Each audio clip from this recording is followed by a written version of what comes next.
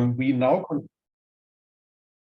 continue with two speakers from ASOS Legal and TÜV IT that are Arthur van der Wees and Jacques Kruse Brandao. So Arthur van der Wees is Managing Director of ASOS Legal Strategies and Systems and an independent global strategic legal firm and knowledge partner.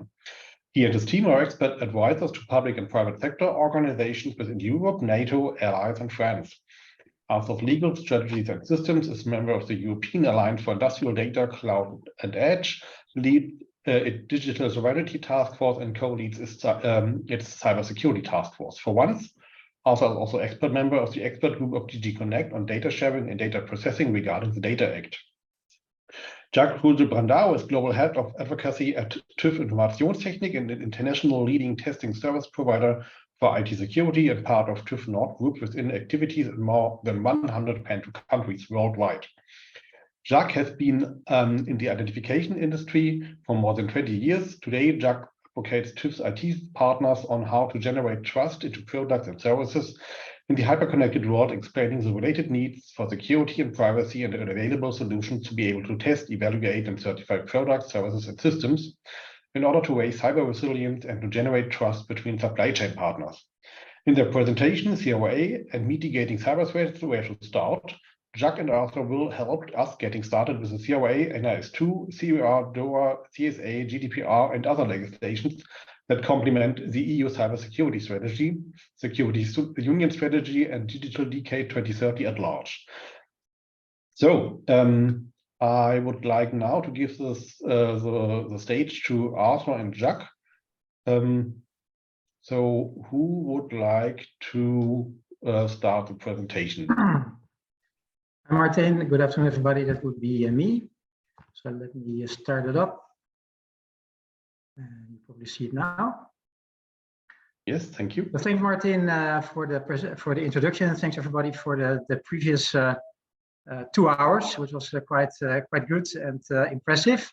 For this 10 minutes, Jacques and I, who have been working on IoT security for a long time, I think since 2015 or 16 or something, we have something to offer to both sides of the Atlantic, so not only the EU, Europe, but also the United States and other allies in the friends that we have around the world. So when we talk about security and IoT security or related securities, we always talk about, we need to have a risk-based approach, we need to have a hazard-based approach, an all-hazard approach is currently in the NIS2 directive, for instance. And then we move on, talk about, the risk assessment, vulnerabilities, and insurance. But when you want to do your work in a proper way and try to organize yourself in a way that you can always start somewhere and then know where to go to, and if you get lost a little bit further, you can always go a couple of steps back to say, hey, where did we start? We come up with an agnostic neutral approach and a neutral mapping tool that we want to show with you in the next minutes. And it is also one reason why we do this is to make sure that the CRA is not only seen by manufacturers or suppliers or providers as, oh, now I have more obligations, but also as an enabler for those manufacturers, suppliers, and integrators and other partners to figure out what the risk is, combined together with the customers that they have, the end users that Beuk already mentioned, the society at large, but also the procurement departments out of the public sector, like CAT, Megas is so helping out, for instance, with the federal government, but also others, and of course on the private sector as well as academia and other organizations. And then the last but not least, if you have a risk tool which is neutral, you can also work with that as a policymaker, supervisor. So that's another group that we want to help out with, again, in a neutral way. So it is not lobbying in any way, but try to figure out what we can do. If you can go to the next slide, please. I can do it myself. Let's see whether it works. Yes, can you see it? You change it? Yes, we can. Yeah, I can see. Okay, thanks. So we all know the famous quote. So another nice quote about there's no S in IoT. But I don't know, my IT department takes care of data security and cybersecurity. Are famous last words, not only for a CEO, but famous last word of any decision maker, somebody that is a director of any organization, public or private.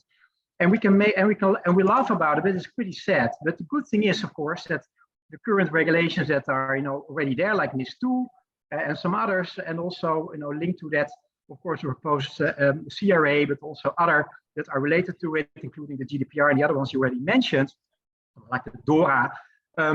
Management is now basically at the table, at least brought at the table or dragged at the table, to make sure it's not just a CISO or another IT department that needs to beg for budget and attention, but it's now both ways, upstream and downstream. And that's why I think we need to work on this a bit more. So I already mentioned this in my introduction on that, and you as well. This again is not just something from the EU side, because IT security indeed is a global issue, as we're all connected generally to the same internet. So for that, to have a risk-based approach, an all-hazard approach during the whole life cycle of a device, system, and service, we have come up with this particular session. And just very quickly on this, the CRA is mentioned in the NIS2 directive, where in the Resilience and Critical Entities Directive, the CER, which is for critical infrastructure, they are deemed as NIS2, and therefore also the CRA, is really a horizontal. Just to give an example and about this, and I will come back to you later. But as we do this together, I would like to give the floor, and Jacques, give me the nod when you want to switch slides. So please take over. Thank you very much, Arthur. So first of all, thank you very much to letting us contribute here to the discussion. I would love to go directly into the recipe we prepared. If you go to the next slide.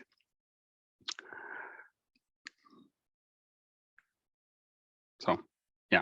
So it all starts with the different IT risk spectra. We will go through them in a minute. There's also, I just want to mention that there is also a guide available that you can have a look deeper into all these different risk level definitions, and also into the mapping table and how does that work. So that is available on the website of Arthur's Legal, but for the moment, please have a look here. So it all starts with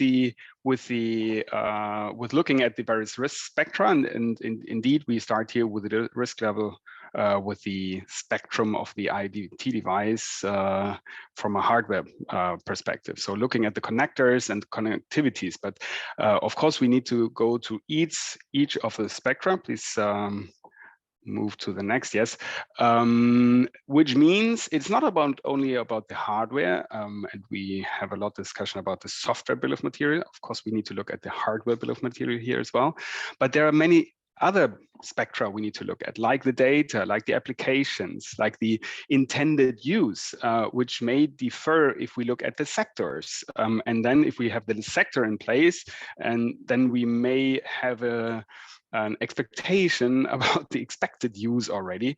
And you see here on number 14 also the actual use of the device, which might be different as well.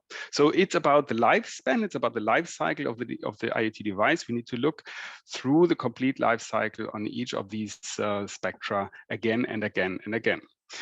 That's also, by the way, the approach of the Commission. Not to look at only the day of go-to-market, but different than from the former LLF, it's about the life cycle of the device. So looking deeper into the risk spectrum,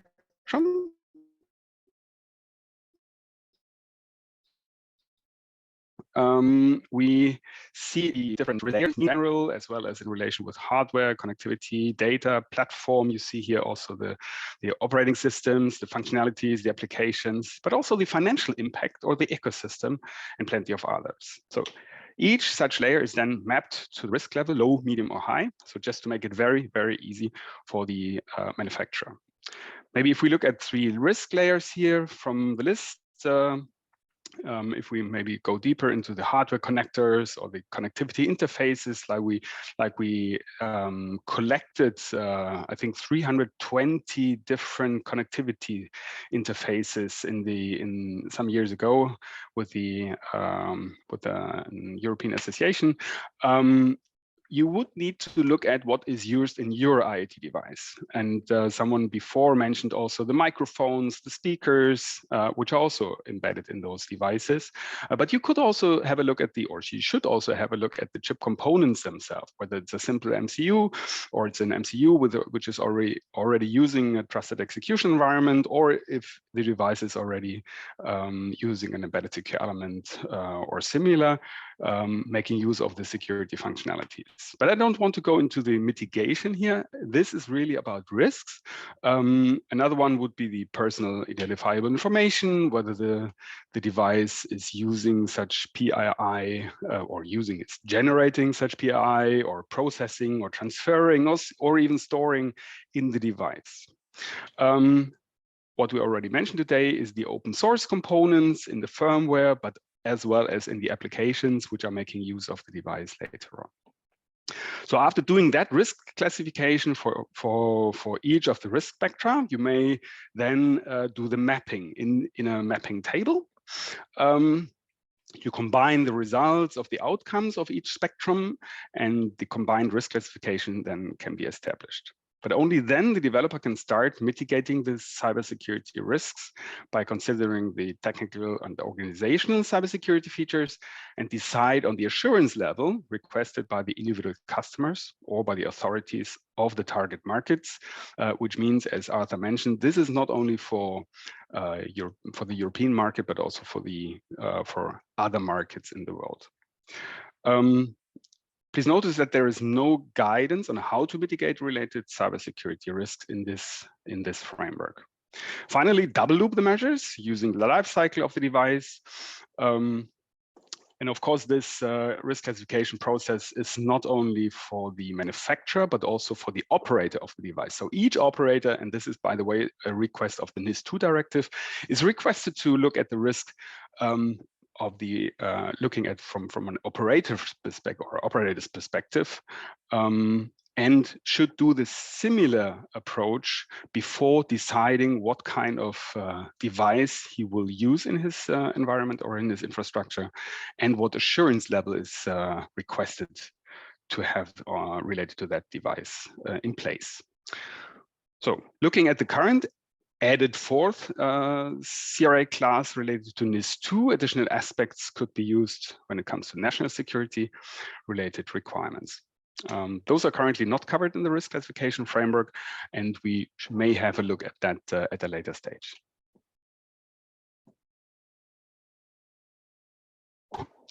Thanks, Jacques. Yeah, I'll take over for 2 minutes to close. So what to verify and assess, that is what the mapping is about. And when it's a one-timer, well, of course not. Same as the GDPR, it's not an one assessment, risk assessment, and you're done for. You're done for you, but you're done with. You're not done with for sure. You need to do way more than that. And also, of course, in the CRA, for instance, recital 22, it's pretty clear written down that if there's an update, a change, in this case in 22, it's about software. There will be maybe change in intended functions. Already Jacques mentioned about that, the function part, where that we put the function creep in as well. Different performance, nature of the hazards may change, etc. That were not foreseen in initial risk assessment. So there are multiple phases, multiple times to do this, and this is also showing that it's not just a single exercise or one single responsibility of one group, as already was mentioned in the previous speakers, but really a coherent, holistic approach. You can't just basically point fingers to the other ones and say, I'm not responsible in any way. There's generally for sure a co-accountability here. I'm not saying co-liability, but co-accountability for that. So I know we're short of time, so I think we need to close. Jacques, anything else before we give it back to Martin? I think for the moment, I'm looking forward to the questions later on. Good. Thank you, Martin. Thank you, Arthur. Thank you, Jacques, very much for this short insight. Yeah, please be reminded to use the question and answer tool in Zoom. You will find it at the bottom of your Zoom window. So click on this and ask a question, and we will later on, we'll collect these questions and ask, they are answered by the panelists in the panel discussion at the end of the session. So thanks again, Arthur and Jacques, for the interesting presentation. It provided also some guidance on how to start.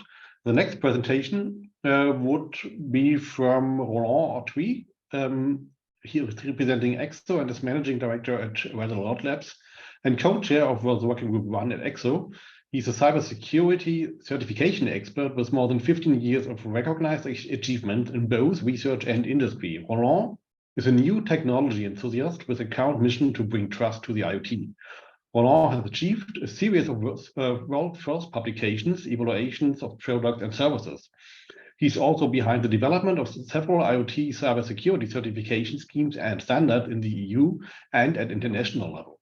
In a world where over half of connected products are vulnerable to cyber attacks, his presentation, Building Trust in the IoT Ecosystem, the Role of the Cyber Resilience Act, delves into the CRA, aiming to build trust and transparency to the industry. So please, Roland, the stage is yours. Thanks a lot, Martin. Hello, everyone. It's a pleasure to be here. My slides are visible, I believe. Right? Yes, they are. Excellent. So yeah. So I think we are actually more and more, having those challenges clear and clear. Have a clear picture of what's happening around. We are surrounded by more and more connected products on our daily basis life. So unfortunately, more than half of these connected products are still vulnerable to cyber attacks. This is a reality. It's obvious that most companies do not have the capacity, the expertise, the time, the money to audit these products and all their components that pass through the supply chain. So they end up trusting their suppliers blindly, or let's say more or less half blindly. And unfortunately, 62% of attacks exploit customers' trust in their suppliers as of last year. So this becomes a really even bigger challenge, since lots of components made by companies around the world are flowing across many layers and integrators until they actually are packaged and delivered to you, right, as users, as buyers. So the CRA indeed has been proposed to address these challenges by increasing trust among users and enhancing this attractiveness of EU products. Buyers would be able to make more informed decisions, or at least would prevent them actually from taking bad decisions. So that's actually the CRA will be providing significant benefits to this internal market, of course, by offering an additional, like, the legal certainty and ensuring sort of level playing field for vendors and of these products. So it was indeed imperative, and actually it's imperative today actually to establish this sort of uniform framework, legal framework for defining some essential requirements. And basically the idea is to address this low level of cybersecurity and any insufficient level of transparency that we are currently facing. So thanks to the CRA. So for ECSO, those actually who do not own ECSO, ECSO unites actually more than 270 European cybersecurity stakeholders, large companies, SMEs, startups, research centers, national administrations. It works actually with different partners, members, to develop a competitive European cybersecurity ecosystem, providing trusted cybersecurity solutions and advancing Europe posture, cybersecurity posture, and its technological independence. So ECSO supports, of course, this CRA proposal and EU's effort in securing this digital single market, and is actively contributing through different working groups, task force, to digital security of the EU, providing, of course, suggestions, for example, to ensure that the implementation of the CRA does not create unnecessary burden on the European industry today. So So we support actually broad scope of CRA for both hardware and software. So a broader scope indeed, bolsters more trusts in the digital market. We ensure that the entire digital ecosystem is secure, even better. We create safer and reliable environments. It's really good. And the thing more importantly is to know that by applying those requirements, to all the different layers of components, we will be able to enhance this level of security on all the stages. So with this comprehensive scope, the idea is to enhance this resilience and of the different layers, including of course the supply chain. So to align with the market realities, products with digital elements must adhere to the CRA compliance from the moment they are entering the market and throughout their life cycle, including during the security updates. This is very important. This ensures continuous somehow protection and promotes a culture of security vigilance among manufacturers. So in addition, users should be able to customize their products according to their needs without compromising the security. So to be able to find this balance between the flexibility and the product's manufacturer's responsibility, manufacturers must not be held liable for security incidents resulting from this, end up customization beyond that actually goes beyond the contractual agreements. So these are really important points to take into account. So we do all agree that we are lost. So I'm hearing around me actually many people talking about, the different legislation, how actually these are related. This Cybersecurity Act and these two directives, DORA Act and many others. So companies must understand how to comply with these regulations, particularly when they overlap. Okay, so we at some stage we need to have a thorough mapping of these global criteria and standards for conformity assessment to meet these regulations. So this is supposed to be a comprehensive approach that actually will benefit the users, the product manufacturers, everybody, and even third parties, certifiers or notified bodies, ensuring, of course, the consistency and clarity across the different stakeholders. So the second item is actually that our industry requires a proper understanding of how products will be categorized. So we mentioned actually very interesting approach of risk-based in the previous presentation. And these companies need to know in advance whether their products will fall under a default category, right? The class A1, class 2. So this knowledge allows them to align their internal processes and invest in of course, in the right conformity assessment method. So to achieve this, indeed, it's crucial for companies to have a clear methodology for risk assessment. Of course, something that also is accessible and recognized as well by everybody, and having like objective approach and result the most objective approach and regarding results. So we need guidelines to empower those businesses to be able to to adapt, to innovate, and of course to invest in the right resources that actually allows actually to comply to the CRA. So it's crucial as well to recognize that SMEs in this the whole value chains that they have like challenges. As we implement the CRA, we must ensure that it takes into account the needs of these SMEs and does not impose an additional burden for them. We must align the CRA with, of course, existing legislations. By doing so, we create of course, cohesive regulatory environment, allowing those SMEs to navigate through compliance and in a more efficient approach. So the second point, it's vital that we provide financial support to these SMEs as they manage the implementation of the CRA. sort of assistance, will empower them to invest the necessary resources, technologies. It's really important actually to empower them at this stage.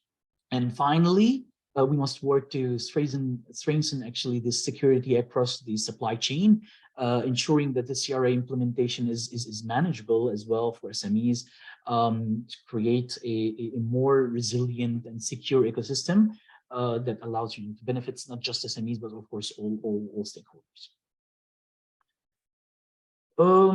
To be able to, of course, secure this digital market within the EU, it's essential that we establish, of course, harmonization, right? Harmonized and consistent framework to report, exploited vulnerabilities. So, firstly, we should align the reporting deadlines with those outlined in NIS2 directive. This means there's 24 hours deadline for at least initial flash report and 72 hours deadline for more comprehensive report.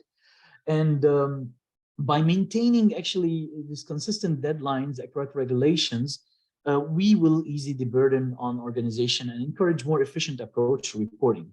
Of course, through help of different types of tooling, this will be realistic potentially. Secondly, it would be better to centralize actually the reporting process to NISA itself rather than national CSIRT as outlined in the NIS2.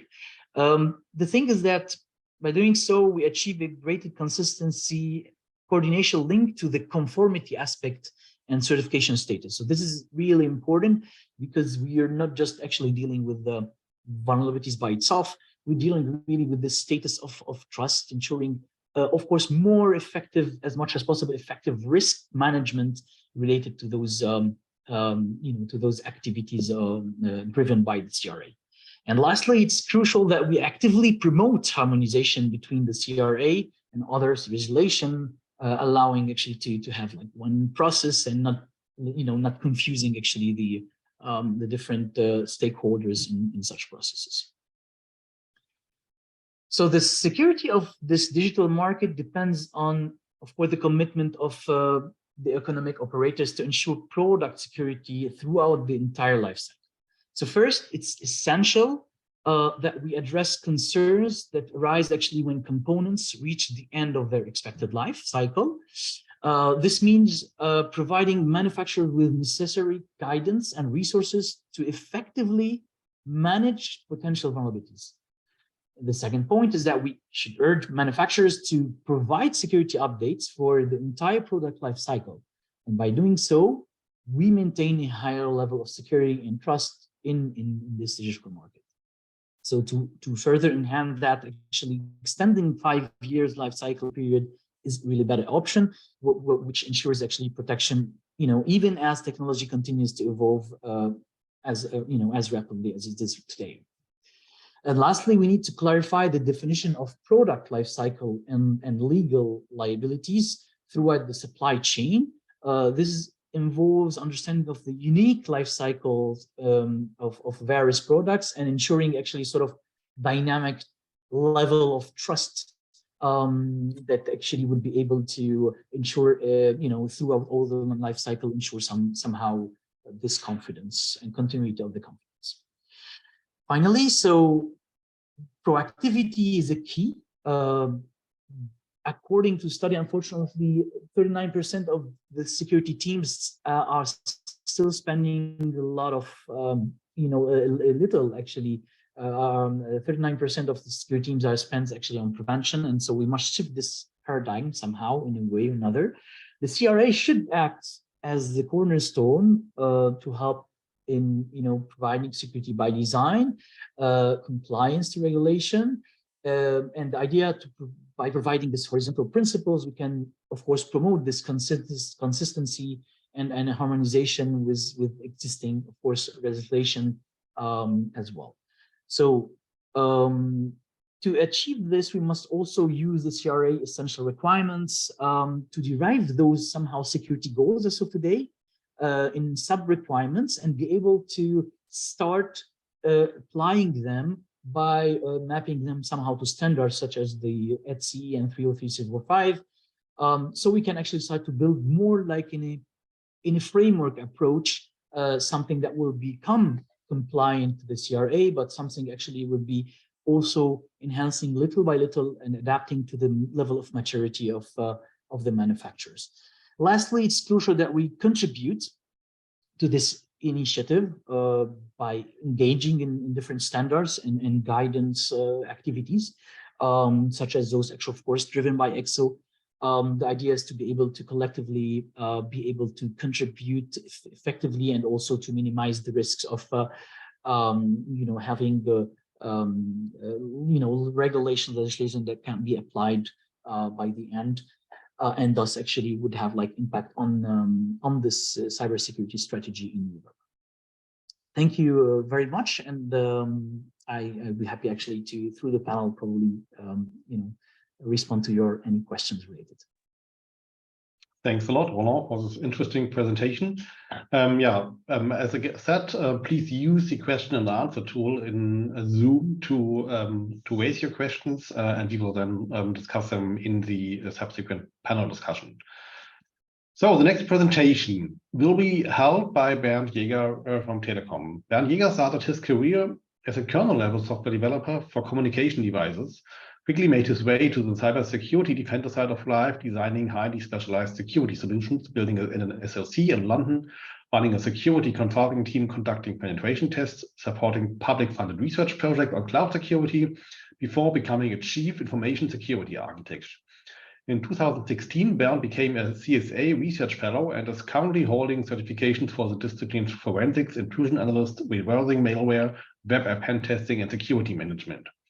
Working for more than 20 years within the cybersecurity space, in 2017, he was amongst the first 120 SaaS-certified industrial defenders. Bernd joined Deutsche Telekom to run the ICS IoT security practice, helping customers on their journey securing their ICS IoT environments. In this presentation, Time to Break the Faulty Control Loop, Bernd discusses that CRA will likely trigger a process similar to what we've seen in the context of the German regulation regarding critical infrastructure protection. And this has the potential to break the current feedback loop of consumers asking for cheap, feature-rich IoT devices with everlasting battery life on the one hand, and developers delivering exactly this while cyber criminals using the resulting security gap to create their highly scalable business models. Bernd, the stage is yours. Yeah, thanks, Martin. Hope voice is okay. So yeah, I'll explain a bit more in detail what I consider the faulty control loop and how CRA types into this. Yeah, so let me quickly go over the objectives. We have seen this is probably a 10-second slide. So the objectives are to get to more secure devices, IoT devices by design, development phase, lifecycle, have a consistent or current security framework, and we've heard this throughout the day that being consistent and coherent here is not a very easy task to do here. But one of the key things here for CRA for me is the transparency. So that the people buying stuff or consumers can actually understand what is in and what's not in, and make a educated decision. And that will eventually enable them to use the products in a secure way. But we have seen this before.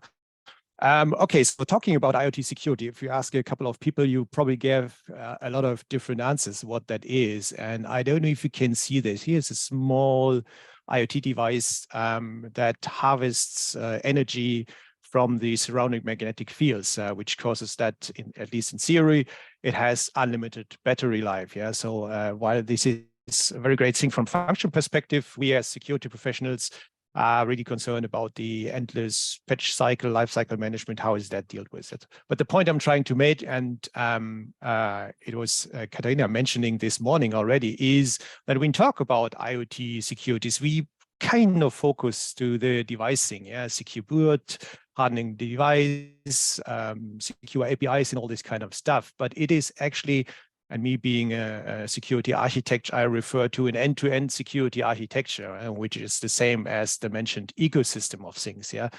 We have to look at what's happening beyond the device. So the uplink, the edge functionality, the network connectivity, some apps in the cloud. And also if the left-hand side is a parking space sensor, you will probably have some mobile device applications and mobile security kicks in as well, right? So what is now the faulty control loop, or what I consider as the faulty control loop?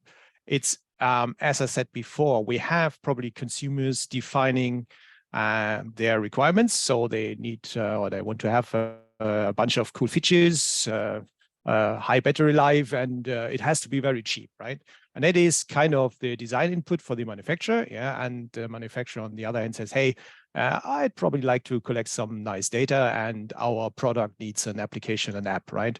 And then with the pressure of the time to market, they produce this device. And funny enough, so I think on Thursday or Friday last week, I received an advertising via email saying, hey, developed IoT products in less than 30 minutes. So if that is the time to market, you might actually end up with a device that I'm over exaggerating stuff, of course, but this device might never have seen secure software development lifecycle, did not receive any pen testing. There's no patching available, and probably no security features. And even if you have security features, and let me use a device example, a Zigbee example. So it's a particular device where when you switch off all the security controls you have within the Zigbee protocol, you have probably a battery lifespan of 10 years. And if you would enable everything, whether or not that makes sense, yeah, you're back to 30 days. And so the impact of that is significant, but that's not the point. Yeah. So the thing here is, oops, sorry, that was one too fast, that even if the device is vulnerable, this group over here might be still okay, yeah, because they sell the product, the consumers are using it, it's delivering the job, yeah. If it is a CCTV camera or a coffee machine, internet-enabled, things like that, that's fine, right? But there's a second group which comes now into play, which is probably the bad guys using now vulnerabilities here to, I don't know, DDoS, blackmail yet another group of people, yeah? And you have a disconnect. The group over here is not really interested in improve the situation, is probably not even recognizing that the device is used to attack somebody else. Yeah, and this is what I say, what is this faulty control loop, that you have this design delivery input over here, and the bad guys here have probably a secondary business model, right? And this is where I think CRA can help greatly in improving it. Yeah. If we look a bit deeper into this supplier chain risk example, yeah. So, and probably put it to the where the consumer device is crossing the border to a more industrial device. It's probably a machine that is used in a more industrial environment, not a critical infrastructure. There are regulations in place, and we'll have all this stuff. But it's something that's used for small and medium enterprises. Then the supplier chain is probably, you could look at it as this model over here, where we have the manufacturer of the component with the hardware, embedded systems, applications, libraries of libraries. So this software bill of material issue, but you also have a selection process, yeah. So where actually somebody should define the requirements, and we see this a lot with our customers, that they simply do not have the skills to define these security requirements, yeah, and come up with a proper list for the manufacturer, right? And then you have some integrators that's probably combining even a couple of IoT devices to a production lane, and then you have this in production, and it has probably a maintenance process, and it has probably some remote access infrastructure, right? And then we have all these issues, being hard-coded passwords, vulnerable libraries, and so on, right? So what is the thing, how something like a CRA can improve this, and also what we actually do, where we help our customers in actually tackling this, yeah? So of course you could provide secure elements, you can do the pen testing, software signing, and if you do software signing, you probably need to PKI, yeah? CRA is defining some requirements now, yeah, and also you probably can provide some consultancy in what you want to add here for your specific use case, yeah. You could do these testing and hardening at the factory and site acceptance testing, and then as I said, it's an ecosystem. Make sure that APIs and connecting stuff during the integration phase, you actually get things secure, right? And then there's another thing we saw in I think in a previous presentation, SolarWinds was mentioned. Yeah. So with these frameworks, and that is probably something, an issue I have with a lot of these regulations and frameworks, they sometimes focus on protection. Yeah. So segmentation, secure boot, and all this kind of stuff, and pay a little attention to the detection piece. And if you think about SolarWinds, actually, so far everybody did what they can. Yeah, they did everything right, and still they got hacked. And if the FireEye guys would have not had a proper detection in place, probably they would have not even spotted it. Yeah, so don't forget about detection methods. It's not just about protection controls. And yeah, if you have detection, of course, be aware the detection will not fix the problem. Then you need this proper response process and things like that. Yeah. All right. So what is my take here? Useful thing, I would probably answer the glass is rather half full, and this is actually an IoT glass. Yes, so it has a sensor, and it can report on a critical situation when the glass gets empty. But so why do I think it's a great opportunity for us, CRA? Yeah, so the vulnerabilities will not appear overnight, and we as I said, have to look at the end-to-end picture. But for the first time, probably, and this was also mentioned, we do not have to reinvent security frameworks. Yeah, so we have a lot of frameworks that we can use, controls, but they have not been used in the past for these IoT devices because there was no motivation actually to do it, right? And now this is changing, I guess. It's not even a motivation, it's an obligation, right? But that is all of a sudden, it is not a commercial disadvantage anymore, that your device is more expensive, your time to market is slower because you have taken all these security measures, yeah, to make it a secure device. This is something everybody has to do now, and the transparency will also make things comparable. Yeah, maybe we even can see some of these labels saying, hey, this is a AAA security rating, and this therefore it is €2 more expensive than your neighbor, right? So overall, I think it's a good thing to do. And yeah, that was a 10-minute thoughts on CRA. Thank you for your time. Thanks a lot, Bernd, for this interesting presentation and your view on that topic. Please ask questions if they arise during the Q&A tool in Zoom using the button at the bottom of the Zoom window. And we will then answer these questions in the subsequent panel discussion. Our next presentation is the second last one today. It's from Mihaly Zala from EY. He has extensive experience in cybersecurity and information security of the market, governmental and critical infrastructures. He was member of various EU and NATO boards for the protection of classified data in cybersecurity, was president of the National Security Authority in Hungary. In his current role, he effectively supports EY clients in the TMT sector to develop secure IT ecosystems. In this presentation, Mihaly introduces the EY extreme hacking methodology that EY uses during security assessments. Security experts use same tool sets as hackers to detect the real vulnerabilities. Mihaly, the stage is yours. Yes, thank you. Probably you see my screen now. Yes, we see your PowerPoint.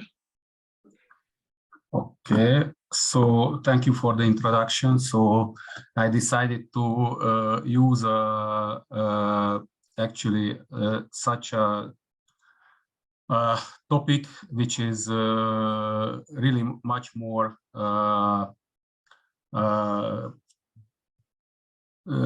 coming from experience and from a point which is probably less. It seems to be less interesting, but we have a lot of experience, and from this experience we have really a lot of examples and a lot of things to show.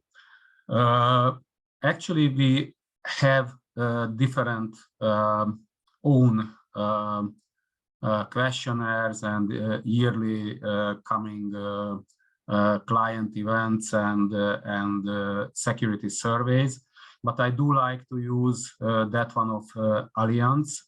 This is the risk barometer. Probably it's the 11th one this year. And as you see, if you check the top global business risks, cyber is at the top level. There was 1 year, the first year of the COVID, where pandemic was the first risk. Since then, cyber came back again to the first one, and it keeps up there already for 6, 7, 8 years. You can see here different other ones as well. If you want to see, I don't know, the war or any other critical things, then they are coming in a totally different form than cyber incidents. And actually, cyber is the best harvesting business for criminals. Just to show how generally an IT structure looks like, it doesn't matter if it's a financial institution, if it is a, I don't know, a power and utility, maybe there are some slighter changes, but the common is that everybody has an internal service part and everybody has a publicly available service part, which means that what is outside of the firewalls, they can be much more easily attacked. And since we had this COVID and a lot of companies started to work from outside and remotely, as we do, and simply to show, I'm sitting in a hotel room now. So, and no one sees it if I don't tell it, but I have the ability to reach our internal business systems, and it means that those are all can be a problem from a security perspective. This picture everybody knows probably, the overview of levels of pen testing. So we can talk about black box, gray box, and white box testing. This is common everywhere. What is actually not common is the approach. So unfortunately, I couldn't be present in the first part of the today webinar. I know that there are a lot of discrepancies among the different pen tester companies or experts. Mostly they are using different methodologies. There might be national methodologies, there might be also some methodologies which are unique for certain industries, but there are some very commonly used ones, and I would highlight from this point of view the standards of the National Institute of Standards and Technology. And from this point of view, I also want to highlight regarding the methodology, the OWASP top 10 or the CVSS scoring, which is the Common Vulnerability Scoring System. Pen testers are using many times very different scorings, and actually from this point of view, we see a lot of differences. Regarding this CVSS scoring, so this is the most more or less objective scoring, which where you can see scorings from 0 to 10, and actually there is not too much flexibility to say that, let's say, a medium level vulnerability can be told the client that it's a critical one or a high one. So it is a very objective scoring system. Actually, if we come to this penetration testing steps, and I don't talk about single penetration testing in any way, but you can imagine that a lot of things are interconnected with this. So when we work for financial institutions or power and utilities, mobility or whatever else, obviously there are differences. So before the testing, normally we make the scoping, we try to define the time window and all the activities with the client. And during the testing, we try to use all the possible devices, from automated methods far to our own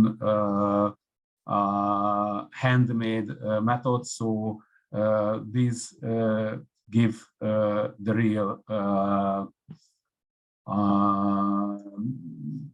portion of the work and the most valuable part. After the testing, the reporting is very crucial. If you cannot show the client how they can replicate the vulnerability, and you cannot give them how to fix the problems, then actually the whole process is not valid, and it's not a really valuable work. Regarding the reporting, here I wanted to show you this.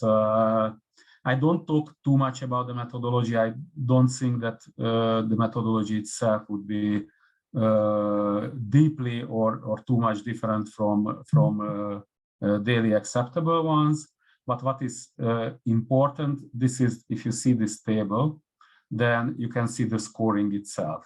So this CVSS scoring, this the 3.1 scoring standard, what is currently used.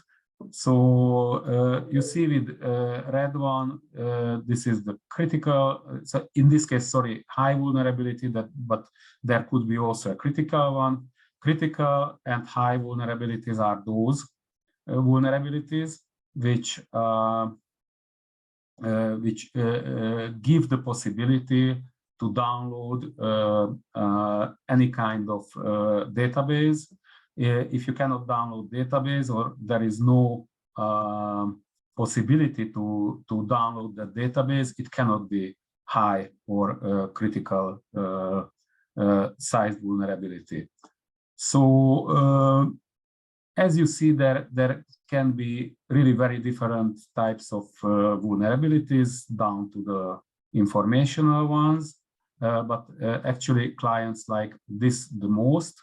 We were working in several cases after other companies where we had the opportunity to see how they were working. Unfortunately, this CVSS scoring table is not yet used by majority of pen testers.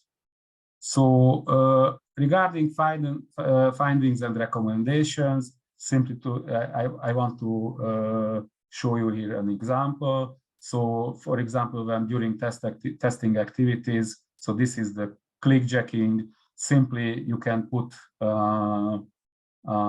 page in front of the used application, and it gives you the possibility that the client, the user, when the user or so the attacker prepares for you such a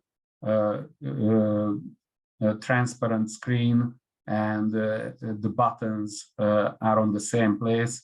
And when the user is coming, then the user is clicking not on the application's button. He clicks on the button of the attacker, and the attacker steals immediately the login data. So it gives the opportunity to take over the personality of the user. So we put here, we did put here the evidences and the way how to fix the problem and how to go forward with this. So at the end, I have too much takeaways. So simply I did put here some questions. Obviously, there are different companies or institutions with different risk appetite, so they have to see and know what is the best for them. So thank you for your time. Thank you, Mihaly, for your interesting presentation. Again, please use the Q&A tool if question or comments came to your mind, and we can then take them into account in the subsequent panel discussion. We are now coming to our last presentation from Daniel Pereira from Airbus. Daniel obtained a PhD degree in systems engineering by the Aeronautics Institute of Technology. He worked as systems security engineering and compliance expert for aircraft manufacturers in Brazil and Japan. He was a member of EuroCare work group to revise the security aeronautical standards. Currently, he works as a cybersecurity architect for Airbus Defence and Space, supporting civil and military programs.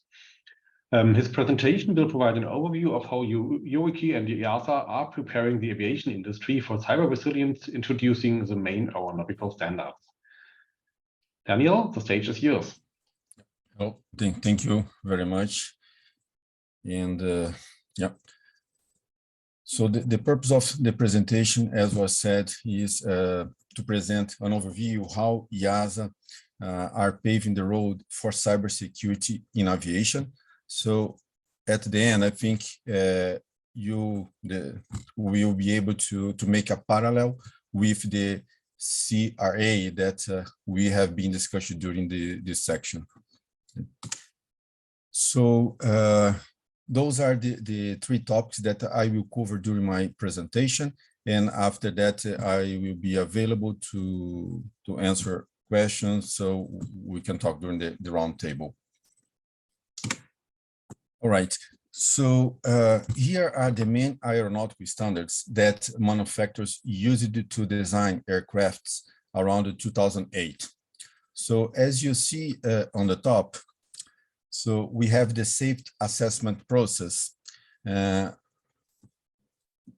which guides the design of the aircraft, providing function, failure, and safety information to the system development process. So in this level, the system requirements are created, taking into account the safety concerns. Once we have the security, the requirements, the system requirements, so they are flowed down to the hardware and to the software parts and follow their respective standards.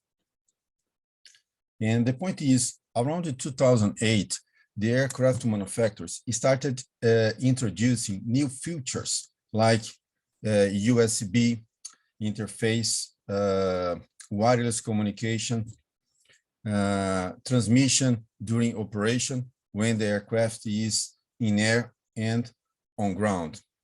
And so those new features rang the bell of the certification authorities that the aircraft was becoming another IP into the network. So as we are talking about IoT devices, right? And consider the aircraft as another IP into the network brings some security issues. And since then, EuroCare and EASA have been working on to review and to generate new security standards to cover this gap. So in blue, you can see the first release of the standards to cope with the security issues in aviation. The airworthiness security process was released in 2014 and covers the development and modification of aircraft system. It presents the activities required to establish an airworthiness security process, starting from identify the security requirements through the security risk assessment until the verification of them. As we cannot claim that our system is secured forever, so during operation phase, there is a set of standards. The first that I'm going to show you is this. I'm going to talk is the security guidance for continuous airworthiness. So it receives input from the development phase on what are the instructions that the operator, the airlines should do to keep the system secure during operation during maintenance, and also retirement. Another standards, the guidance on security event management, was released last year, and it describes what are required to establish an information security event management. So in these standards, we have requirements on how to establish an incident event management team. So what are the operations required to establish an information event management, like detection, analysis, response, and recovery. EuroK is working in other standards that I'm not presenting right now. For instance, there is one standard that will be released, or at least it's planned to be released next year, about information security management system for aviation. And this year, there will be a new release of this standard, the Airworthiness Security Process, the revision B. The standards here are applicable only for aircraft manufacturers. There are other standards that are applicable for airlines during the operation. And so here is a diagram that I created based on the airworthiness security standard. As you see in the center here, we have the system development process interfacing with the safety process and also with the security process. So just to put everyone on the same page, so the safety process concerns with the system ability to operate without causing any human injury and also damage to the system environment. While the security concern here is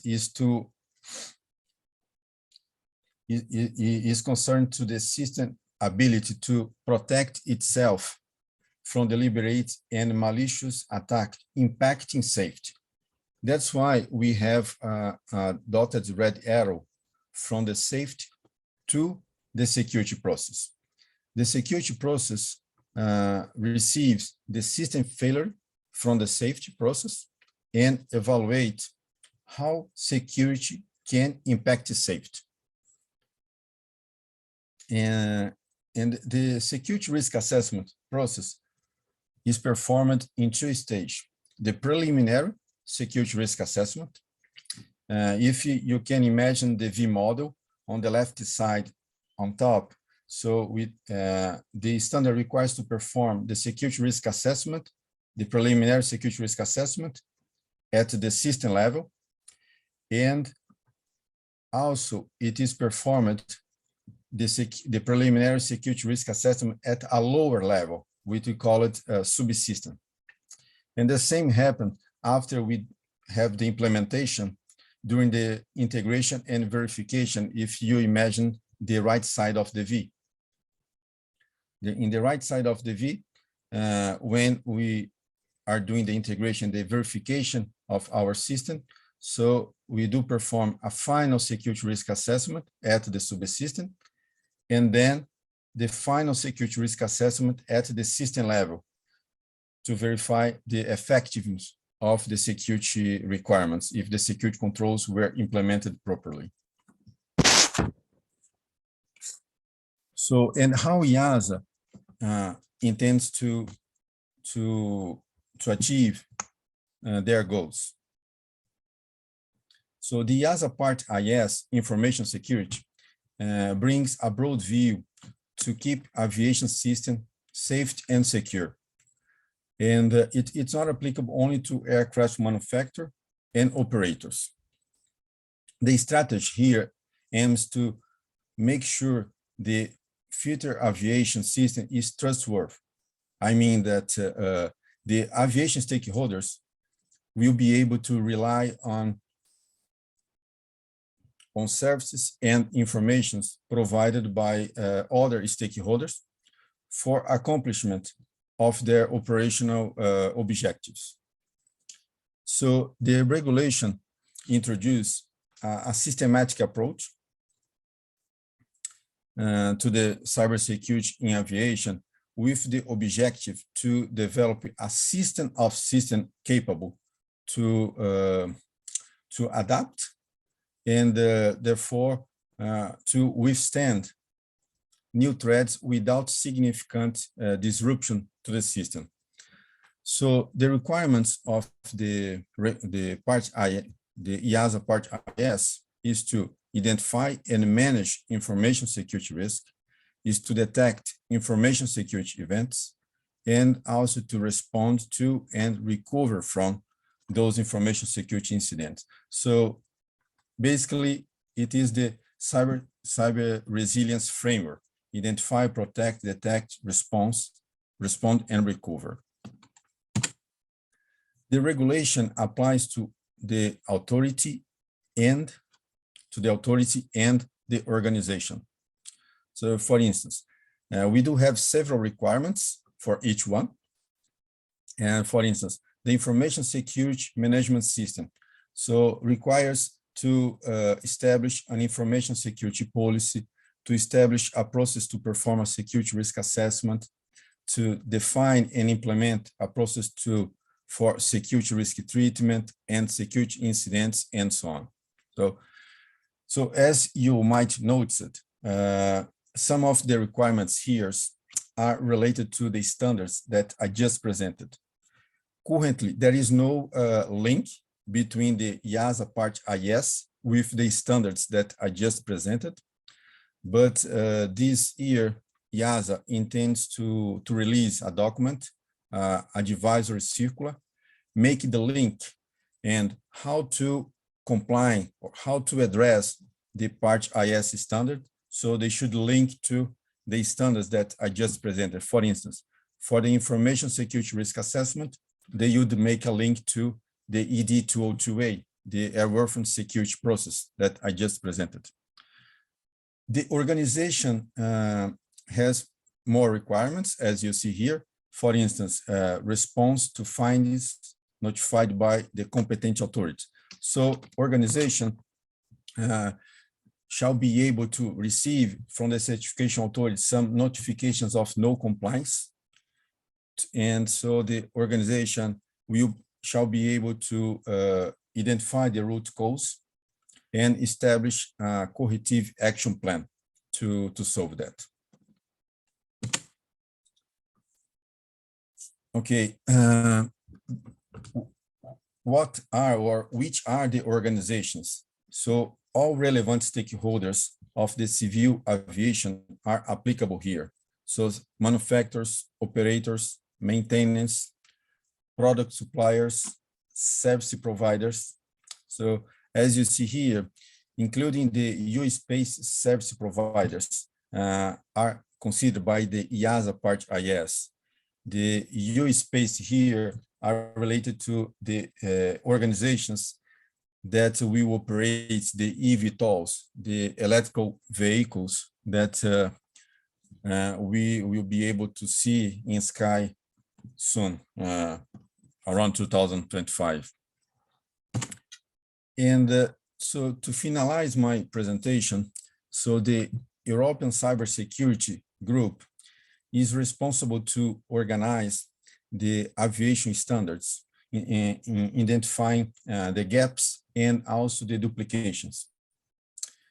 They organize the standards in 18 different categories, like risk assessment, cyber resilience, cloud security, product security.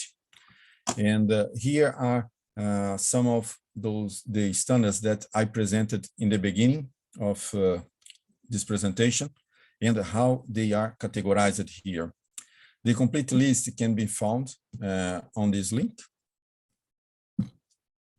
Yeah, that's all that I have to present today. Thank you very much for the time. And yeah, I'm open to answer questions if there is any. Thank you. Thank you very much, Daniel, for the perspective from the aerospace industry on cyber resilience. So I think quite complimentary, of course, but nonetheless, are the more important. So your presentation was the last one in the second session. And now we would like to start the panel discussion with the speakers from the second presentation, from the second session. So I would like to ask all the speakers from the second session to switch on their video and have your eyes open or your ears open for questions from the audience. So I noted down some questions during the second session.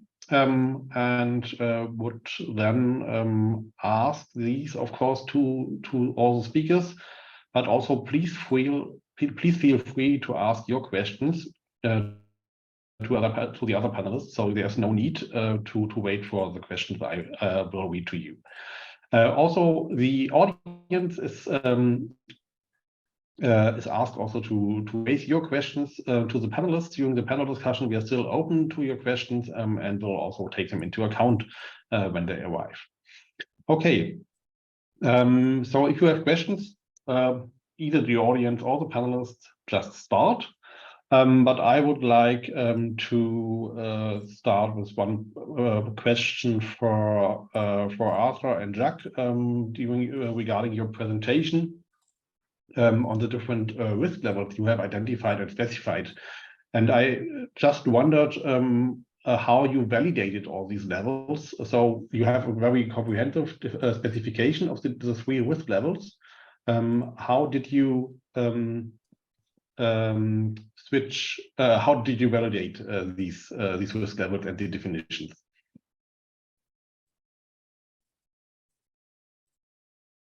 Well, maybe I start with that.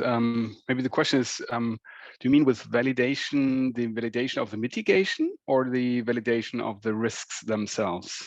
The validation of the, so you specified a number of risk levels, including, for instance, the financial damage that may arise from and how the risk level should be chosen based on that. And I just wondered, what is the origin of these numbers? Well, the origin is a question, so a collection of mentioned risks from different stakeholders. We did that together with the Alliance of IoT Innovation, invited the European Commission, invited various stakeholders to give their opinion and collected all these opinions and collected those kind of risks they see related to IoT devices. Okay, thank you. And are the conditions that are specified there mandatory conditions that all needs to be met, or is it sufficient if only one is met? Well, the CRA as well as the NIS2 is asking for a risk assessment, and there is no standard for a risk assessment available today, which can be used by a manufacturer. So that's why we started to have a kind of first document and then and a draft idea, which may be used by a European standardization organization to go into details and to maybe go further and deeper, and also to, let's say, have a requirement specification on the capabilities one need to have to be able to do such risk assessment. Because today risk assessments are usually done related to safety.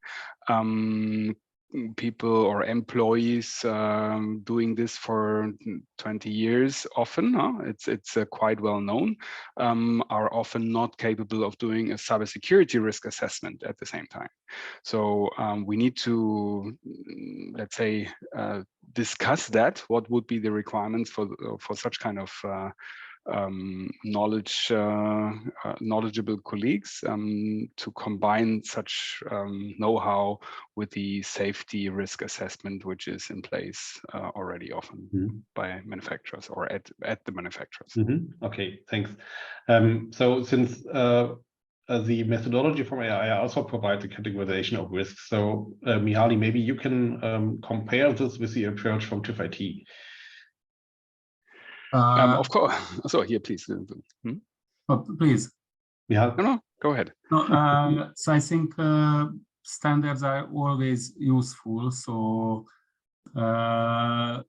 there might be some slighter changes or even larger changes between different methodologies, but I think that that this scoring is very important, and I know that in Europe, in the western part, and in the US, NIST methodologies are very much used, and it's really very useful if everybody is dealing with the same tools.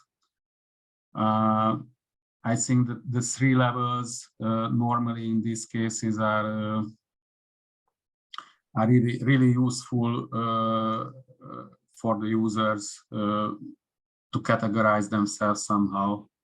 But I cannot tell more about this. Mm-hmm. Okay, thanks, Mihaly. Jacques, you also would like to add something? I understood you as asking also the risk assessment related to AI. So this was only, sorry for that, but this was just one spectrum we are looking at. And of course, you need to downgrade this, or not downgrade, but you need to look deeper into the risk assessment related to AI individually and additionally. Yeah, of course, it's a complete different field. Yeah, but it's not that different, because we are talking about AI in edge devices. So once AI is in edge devices, it adds another dimension of risks related to that IoT device. Yeah. Okay. Okay. Then maybe let's continue with Roland. So since you also put some emphasis on the SME market, so what do you see? What is the impact on the CRA on the SME market that is maybe more susceptible to such changes with respect to their business models than larger companies? Yes, yes, indeed. Actually, it's not really mentioned too enough actually today. SMEs are really gonna play a major role, because they will, you know, there are, I mean, SMEs we consider also like innovators as well, and all new technologies and connected products are, you know, coming from these entities. Unfortunately, they are lacking a lot of capacity, a lot of effort, a lot of maturity. So, of course, the CRA is gonna have like a huge impact on the SME businesses.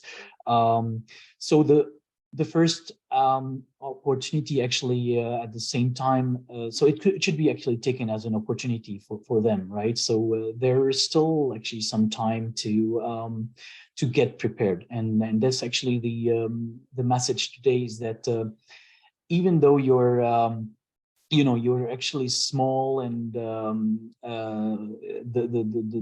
problem actually is still indeed big, right? So you need to take your part of responsibility, and so the CRA is going to have impact on their whole development life cycle. There's going to have actually impact on their investment at early stages, which basically wasn't that case. You know, the regulation wasn't actually thought by design in general, unless they are really in a critical market, or let's say in a vertical market where you know, the regulation in general is driving their business. So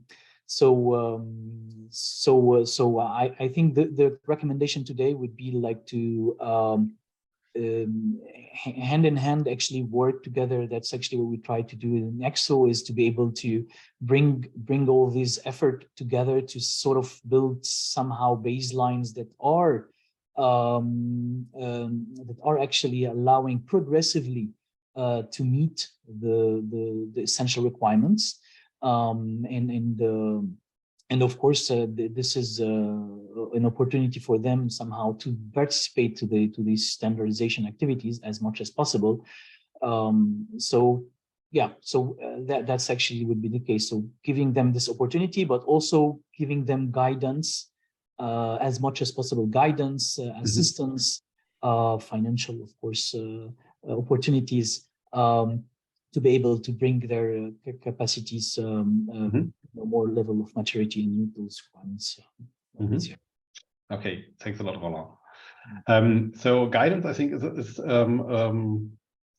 a bridge to my next question. So to Daniel. So since you also had to deal much with security and resilience, so can the remaining industry also learn from, for instance, the experiences from the aerospace industry when considering and implementing the requirements from the Cyber Resilience Act? Yeah, thank you for the question. Yeah, I think so, because you know that the aircraft industry has a lot of strong process, so it's really new about the safety process, and now we are facing to a big change to introduce the security process, right? And so this is not easy, because we already have an established process doing system development process considering safety. And when we say that, okay, we need to consider security, so it's changed a little bit. And yeah, we do have a lot of security standards. The certification authorities has several requirements that are mandatory, and it cover the whole life cycle.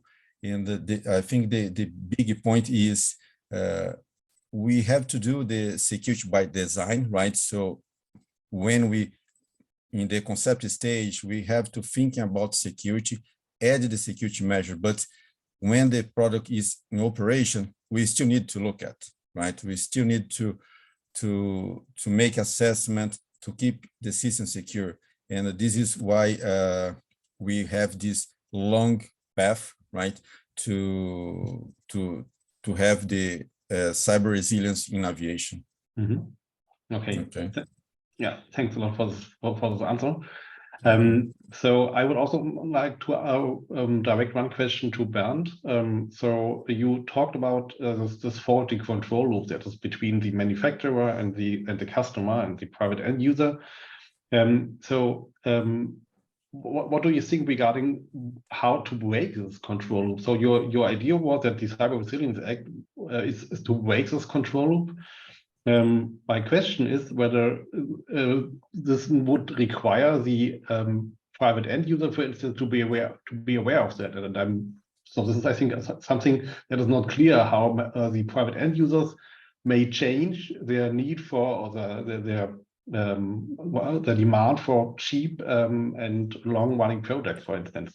Yeah, and that's really question. I think there are two things. First off, if that is a regulation and you want to sell products in Europe, so you probably don't have a choice. So there's something kind of enforced on the people. If you think about the products, cheap electronic products you can buy without the CE sign, and at the one point in time where you had the first fireworks in the kitchen or these devices blowing up, there was an awareness that, hey, there is some sign, there's a certification that helps me probably preventing this. Yeah, and this is what I expect also for the IoT products, that this transparency thing. Yeah, so I think that is this one thing that CRA has to get right, to make it transparent to the consumer and also to the developer, that it is visible, yeah, that this device is certified under this, I call it regulation CRA. And as I said, I'm very optimistic that is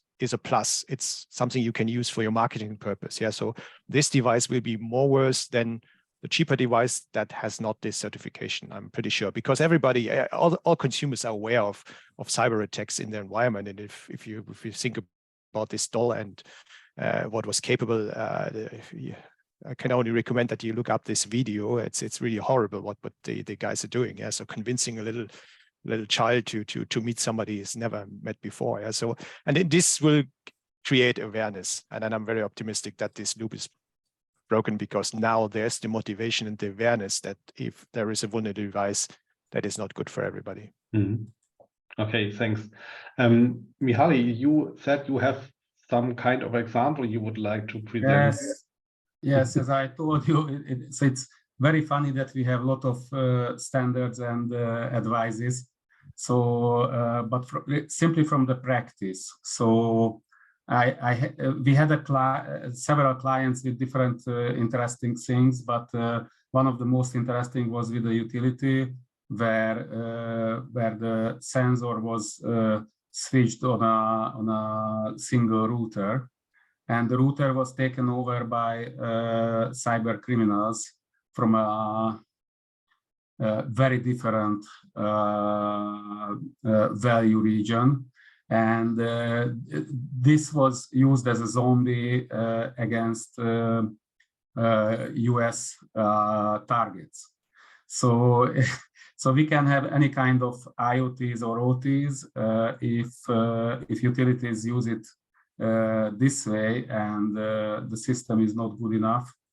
Even though these companies have a standardization in Hungary, where we have our cyber law already for 10 years, and it says how from 1 to 5 on different levels they have to put themselves, and they are obviously checked.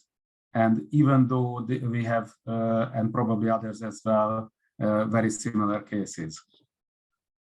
Okay. Thanks for sharing this.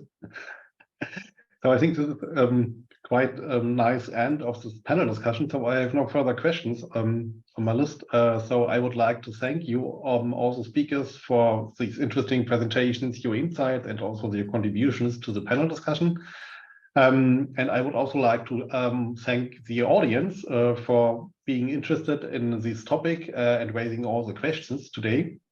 For those who are interested and missed some part of today's presentation, they will be published on the IoTAC website, so iotac.eu, which you have found also when registered for this event. So you can watch every presentation there with a speaker presentation, and you can also access the presentations itself from that website. Thanks again for for your interest, for the interesting insights, and I'm looking forward to seeing you in the near future again. Goodbye, everyone. Bye-bye. Bye-bye. Thank you very much. Bye-bye. Thank you. Bye. Bye-bye.